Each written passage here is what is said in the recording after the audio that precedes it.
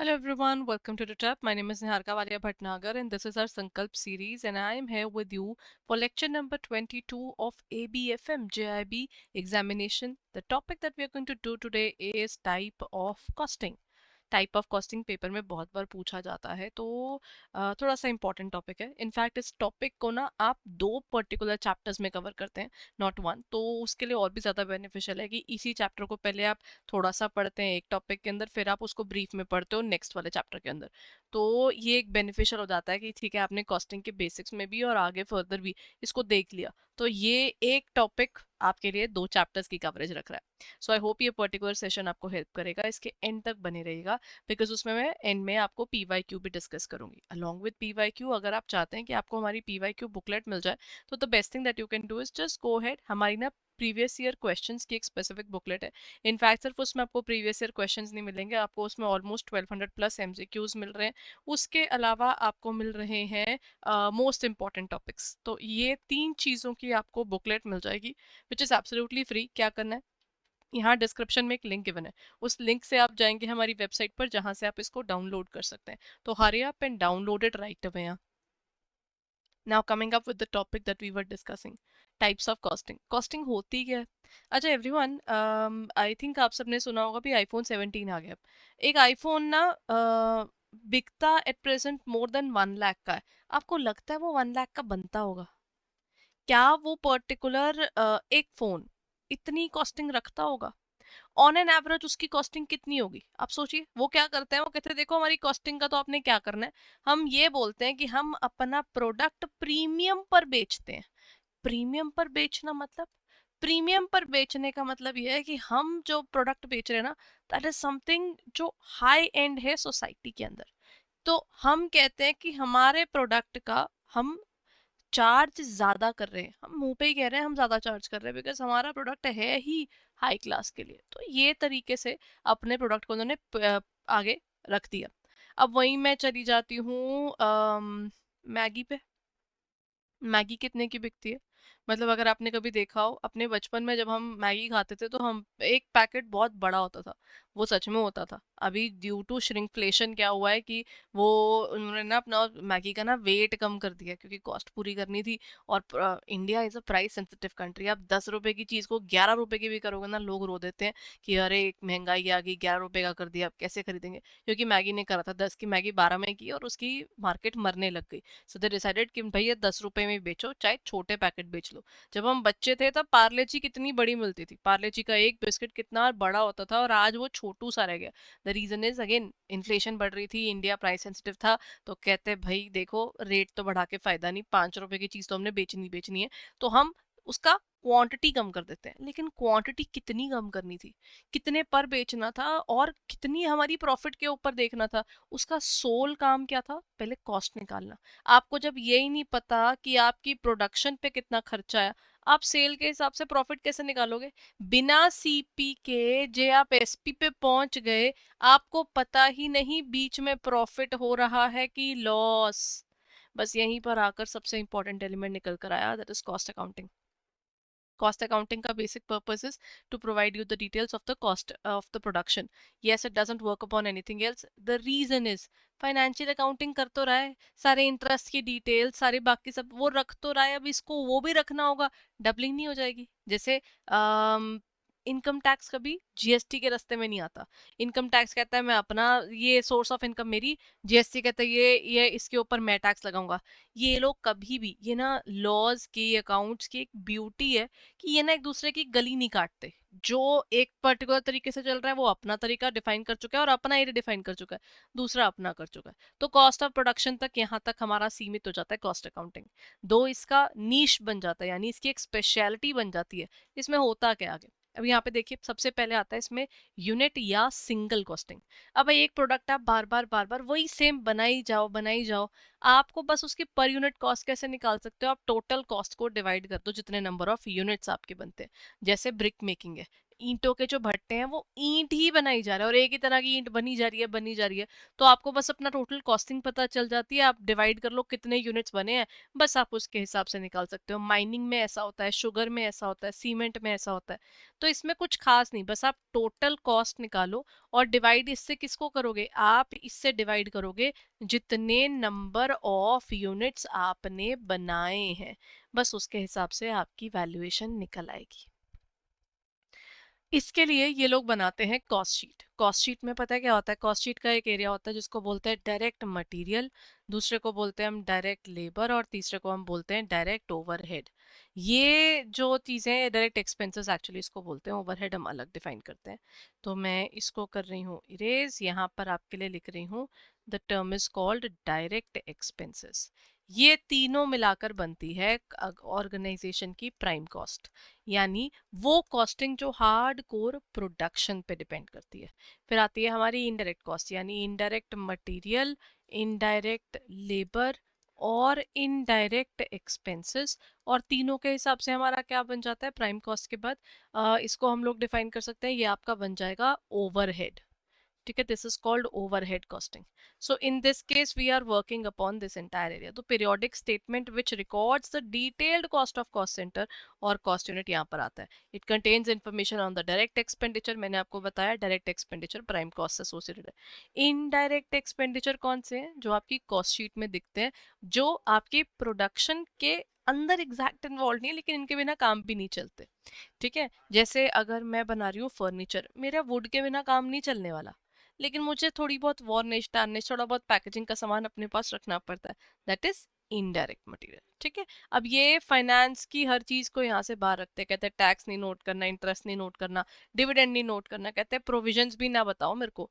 क्यों, क्योंकि वो फाइनेंशियल एस्पेक्ट है, कैश डिस्काउंट्स हो गए, प्रॉफिट एंड लॉस हो गए, लेट्स अंडरस्टैंड ना, ये सब आपका फाइनेंशियल एरिया है, this is not the costing area.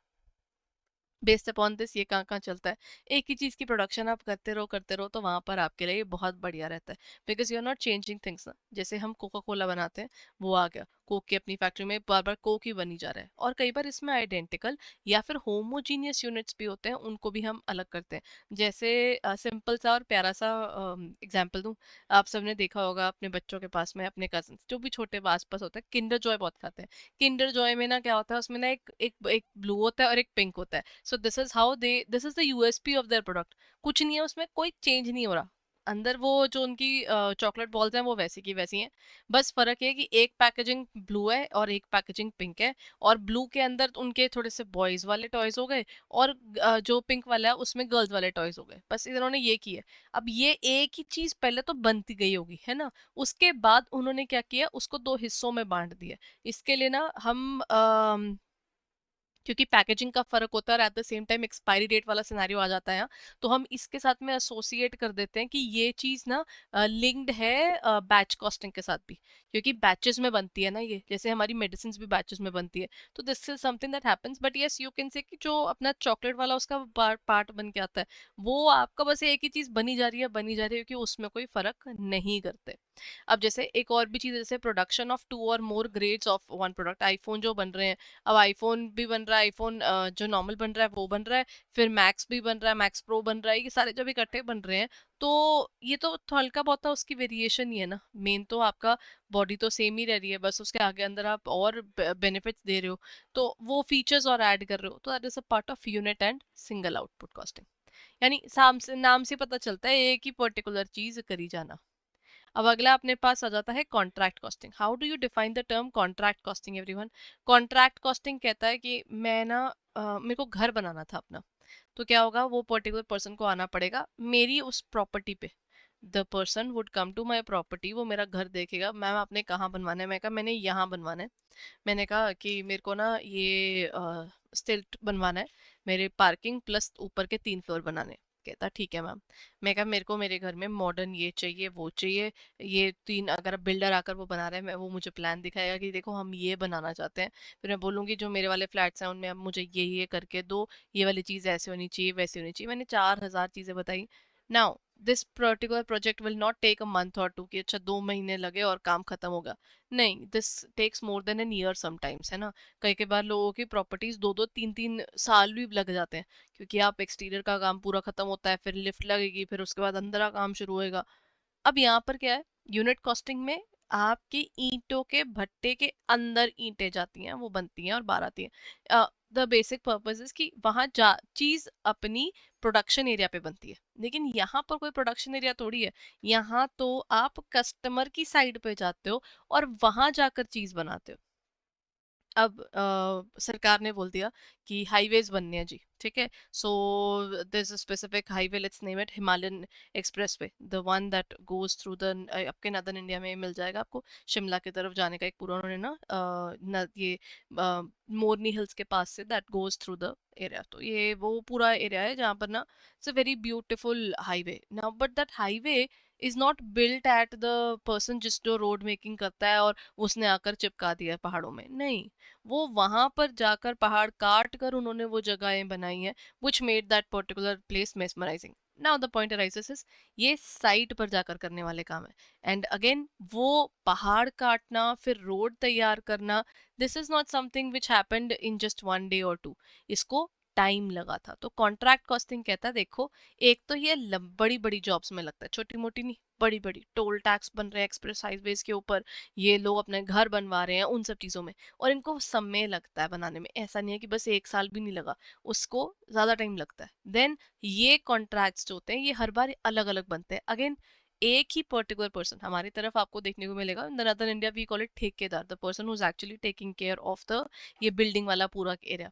तो अब ठेकेदार है, वो ठेकेदार एक पर्टिकुलर साइट पर भी जा रहा है, वो दूसरी साइट पर भी जा रहा है, और वो तीसरी साइट पर भी जा रहा है, क्योंकि 3 जगह उसकी लेबर लगी हुई है, और वो हर जगह अपनी लेबर को भी देख रहे हैं, वहां पर उनका किया हुआ काम भी देख रहा है, और अपने और लोगों को, क्योंकि एक ने जाकर सीमेंटिंग का काम खत्म किया, तोड़ने वोड़ने वाला काम खत्म किया, फिर नेक्स्ट लोगों को भेजना है, फिर नेक्स्ट को भेजना है, ये उसकी जिम्मेदारी है. लेबर उसको देखनी है और क्लाइंट को भी उसको देखना है. तो इसका मतलब अलग अलग 3-3 यूनिट्स को वो इकट्ठा तो नहीं कर सकता, क्योंकि इस पर्टिकुलर ए से अलग पैसे लेने हैं, बी से अलग लेने हैं और सी से अलग लेने हैं. तो उसको वो देखना पड़ेगा. तो अब इसके फीचर्स क्या होते हैं, एक तो इसका हर एक का सेपरेट कॉन्ट्रैक्ट बनता है, हर एक साइट का अलग लेखा जोखा रखा जाता है. देन डायरेक्ट कॉस्ट आपकी हो जाती है, इसमें ज्यादा डायरेक्ट कॉस्ट होती है, यू कैन नॉट से ज्यादा इनडायरेक्ट हो सकती है. See if I am making a property, मेरे मेन कॉस्टिंग कहाँ पड़ेगी, मेरी डायरेक्ट कॉस्टिंग में सीमेंट आ गया, मेरी डायरेक्ट कॉस्टिंग में जो सैंड चाहिए होती है, जो जो इसमें यूज होती है कंस्ट्रक्शन में, वो आ गई, मेरे ब्रिक्स आ गई, ये तो मेन चीज है, इनके बिना काम नहीं चलना उनका. ठीक है, उसके अलावा फिर प्लम्बिंग वाले अलग आएंगे, इलेक्ट्रिशियंस अलग आएंगे, दीज आर अदर कॉस्ट. अब उनमें भी ना कुछ मेन कॉस्ट होती है और कुछ अलाइड कॉस्ट होती है. तो ये इसके अंदर ना कंट्रैक्ट कॉस्टिंग के अंदर you will find there would be more of direct cost. और ओवरहेड भी ऐसा नहीं होता कि नहीं लगते, लेकिन याद रखिएगा contract costing is also customized. ये नहीं है कि सबके घर सेम बना रहा होगा वो ठेकेदार, वो बेचारा 3 जगह पर 3 अलग अलग स्पेसिफिकेशंस के हिसाब से बनवा रहा होगा. एक्सप्रेस हाईवे भी जब बन रहा होगा तो गवर्नमेंट के अकॉर्डिंग बन रहा होगा, जहां पर जिस तरह से गवर्नमेंट चाहती है. देन इसका वर्क इन प्रोग्रेस चलता है, क्योंकि अब क्या होगा, एक पर्टिकुलर पोर्शन कंप्लीट होगा, आर्किटेक्ट आएगा, सिविल इंजीनियर्स आएंगे, चेक करेंगे, सिक्योरिटी देखेंगे, उसके बाद वो बोलेंगे हाँ जी काम ठीक है. इसके बाद ये पर्टिकुलर पर्सन बोलेगा जी होगी वेरिफिकेशन, अब मेरे को मेरे पैसे रिलीज करके दे दो. क्योंकि कहा भी जाता है, one particular saying that never give the labour their entire money at once, क्योंकि उसके बाद फिर वो काम की क्वालिटी गिर जाती है. तो आप हमेशा जितना जितना वो काम करते जाते हैं उतनी ही उनको पेमेंट करो. तो ये वर्क इन प्रोग्रेस का आपको हिस्सा मिल जाता है. कहाँ कहाँ लगता है, इंजीनियरिंग में, कंस्ट्रक्शन में, इवन शिप बिल्डिंग में भी ये लगता है, और इंफ्रास्ट्रक्चर प्रोजेक्ट्स में तो इसका मेजर रोल रहता है. देन जॉब कॉस्टिंग और कॉन्ट्रैक्ट कॉस्टिंग. तो जॉब कॉस्टिंग हम भी आगे पढ़ेंगे, तो I will come back to this particular slide once we are done with job costing. अब टाइप्स ऑफ कॉन्ट्रैक्ट कौन कौन से होते हैं, एक होता है फिक्स्ड प्राइस कॉन्ट्रैक्ट, मतलब मैंने आपको बोल दिया सर कितना लगेगा, आपने बोला कि मैम आप बताओ, मैं कहा सर देखो आपको जिस हिसाब से स्पेसिफिकेशन चाहिए मेरे अकॉर्डिंग मेरी कंस्ट्रक्शन में लग जाएगा 50 लाख के आसपास का. ठीक है, ये मैं अपने बता रहा हूँ, मटेरियल वगैरह सारा आपको अलग देना है. अब ये भी हो सकता है कि मैं उसके अंदर इंक्लूड करा लूँ, तो बट एक पर्टिकुलर प्राइस डिफाइन हो जाएगा.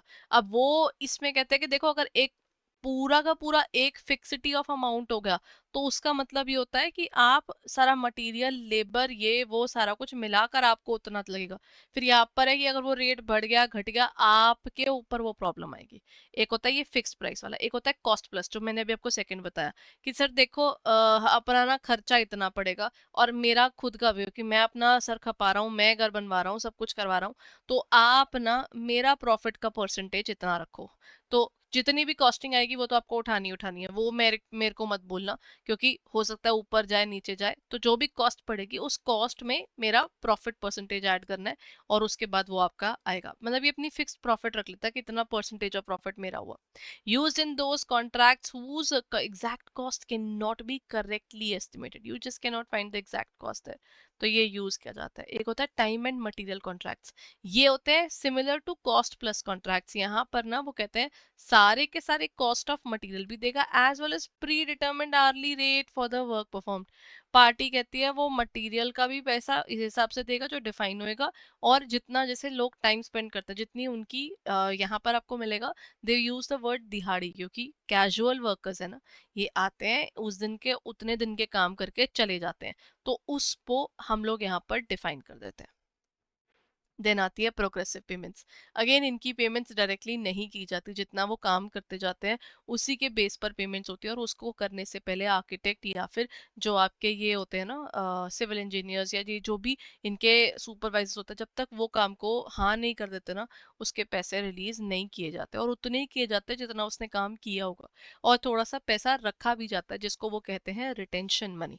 ठीक है, कस्टमर रिटेन करते हैं अपनी और प्रोग्रेसिव पेमेंट्स करते हैं as a security deposit. Because कहते हैं कई बार लेबर क्या करती है कि वो अगर आप सारा पैसा पहले दे दो, तो कई बार वो ढंग से काम नहीं करके जाती या बीच में ही छोड़कर चली जाती है।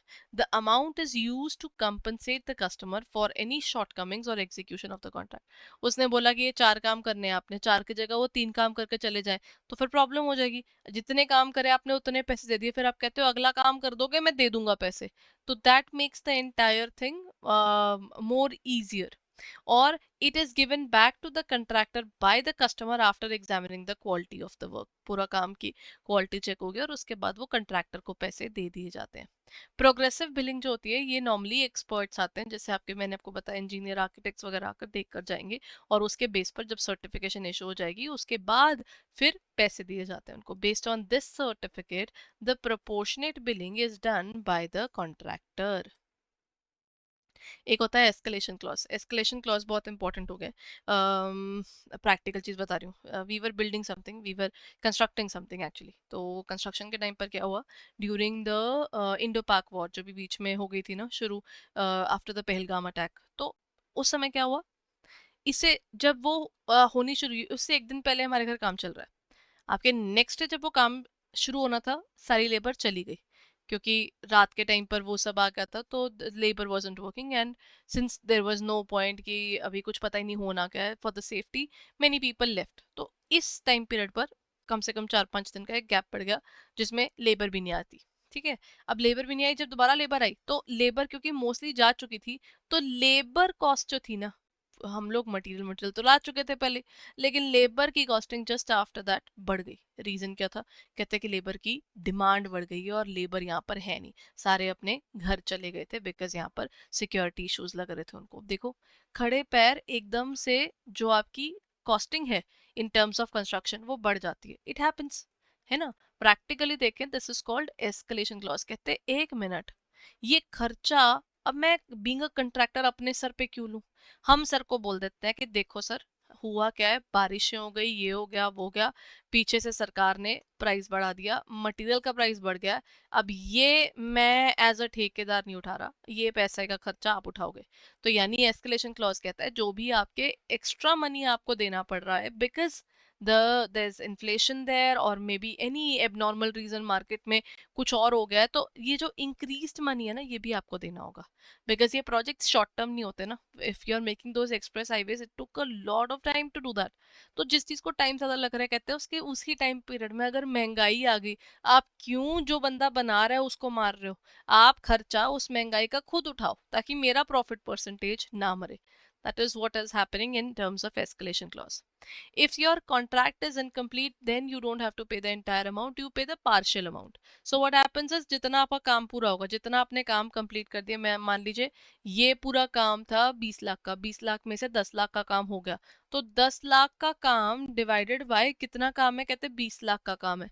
और कहते हैं प्रॉफिट कितना हो सकता है, कहते हैं जब हम बैठे थे ना बिगनिंग में, तो हमने एस्टिमेटेड प्रॉफिट निकाला था कि हमको इसमें कम से कम 4 से 5, मान लो 5 लाख का प्रॉफिट होना है।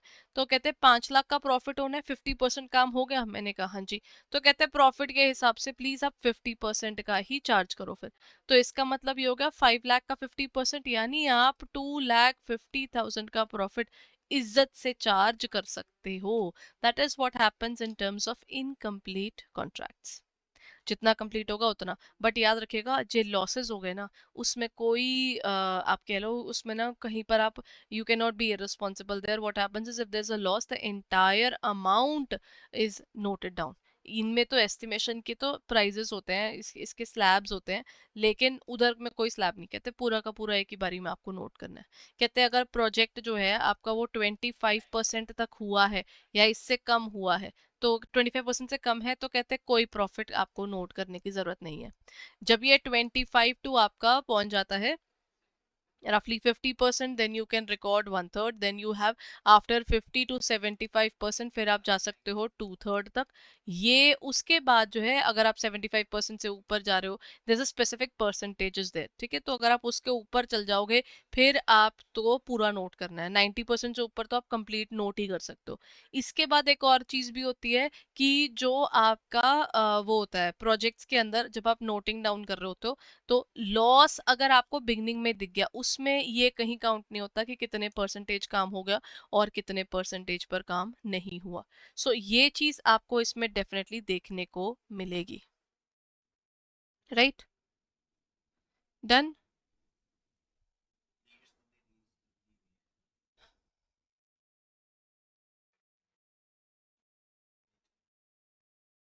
चलिए, देन कम्स हमारे पास आ जाता है। अच्छा, इसके अंदर ना एक चीज हम साथ में नोट कर सकते हैं।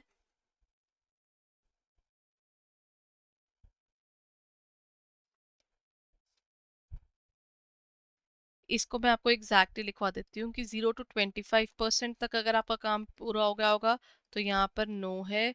25% से जब आपका 50%, ओहो आई एम सॉरी, यहाँ पर नोट करवा रही हूँ, स्लैब्स आपको काम आ जाएंगे। ये आप मेरी पीडीएफ जो है डाउनलोड कर सकते हैं हमारी टेलीग्राम चैनल से, उसका लिंक यहाँ पर गिवन है डिस्क्रिप्शन में।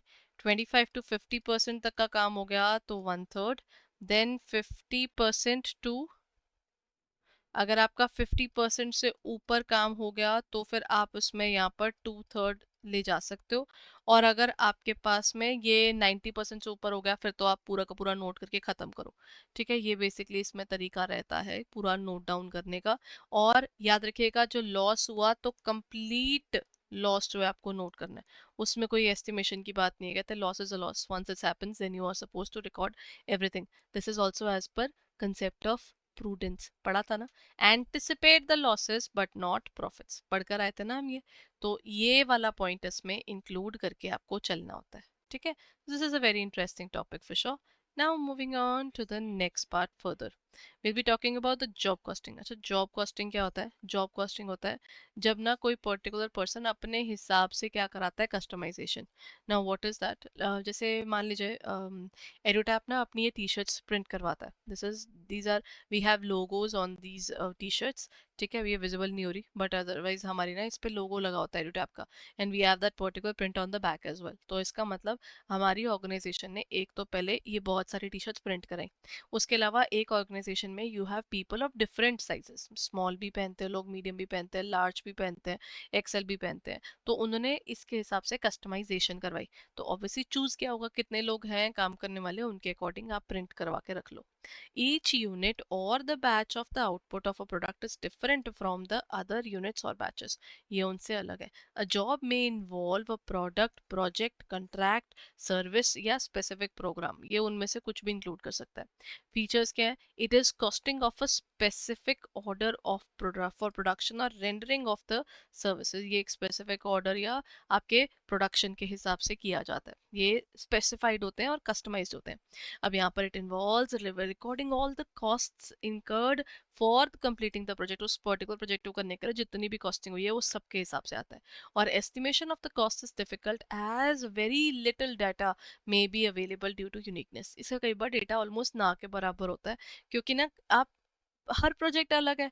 सोचिए मैंने अपने लिए कोई ड्रेस बनवानी है, मेरी मदर ने भी कोई आपसे ड्रेस बनवानी है, ठीक है. कोई बुटीक पे अगर हम जाते हैं तो बुटीक वाला, हम मैंने कोई गाउन बनवा लिया, मेरी मदर कहते जी मैंने तो सूट पहना है या तो मैंने साड़ी पहन ली है.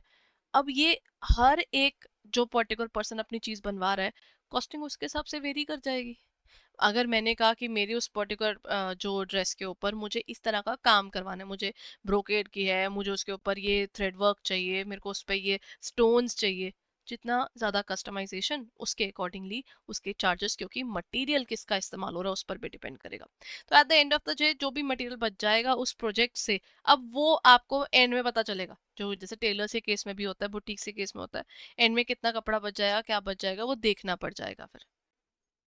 तो यहाँ पर वो कहते हैं इंजीनियरिंग एंड कंस्ट्रक्शन कंपनीज का ये काम रहता है. शिप बिल्डिंग में भी ये चीज़ की जाती है बिकॉज कस्टमाइजेशन होती है चीज़ों में. लोग अपनी ना आज के टाइम पर वो भी करवाते हैं, आरवीज जो होती हैं, जो आपकी लोग व्हीकल्स यूज़ करते हैं ना, जो इंडिया में तो खैर कम है, बाहर लोग ट्रैवलिंग के लिए अपनी आरवीज में ही रहते होते हैं बहुत से लोग. तो उसके अंदर वो लोग क्या करते हैं, कस्टमाइजेशन करवाते हैं, बेड्स कहाँ लगवाने हैं, इवन किचन भी उसके अंदर रखवाते हैं. तो वो सब चीज़ें आ गई. देन फर्नीचर मेकिंग के प्रोजेक्ट के अंदर भी ये आपको देखने को मिलता है. हम अपने कई बार घर के अंदर अपने हिसाब से, अपने घर के साइज के हिसाब से फर्नीचर लगवाते हैं. और रिपेयर एंड ऑटोमोबाइल गैराजेस, ये मॉडिफिकेशन ऑफ कार्स भी उसी का हिस्सा है. जितना आप मॉडिफाई कराओगे उतने उसके चार्जेस पड़ेंगे. बट याद रखिए इस कस्टमाइजेशन में हर केस में क्या होता है कि आपको उस कस्टमाइजेशन के अंदर उस जॉब को अलग से नोट करना पड़ेगा, कितना मटेरियल, कितने लेबर और कितने ओवरहेड लग रहे हैं. ठीक है. और यहाँ पर जॉब कार्ड के अंदर वो कहते हैं बेसिकली जो आपका रिकॉर्ड है to the management of the decision making and controlling the cost. आपको कॉस्ट भी कंट्रोल करनी है. और जो जॉब कॉस्ट है वो रिकॉर्ड करता है the time spent by the operators on each job. कितना टाइम आप उस पर स्पेंड कर रहे हो. इसके फीचर्स क्या है, ये क्लियर और रेलिवेंट इन्फॉर्मेशन देता है मैनेजमेंट को, ये देता है. इफेक्टिव टूल है for cost control. It helps in reducing the idle time of the labour.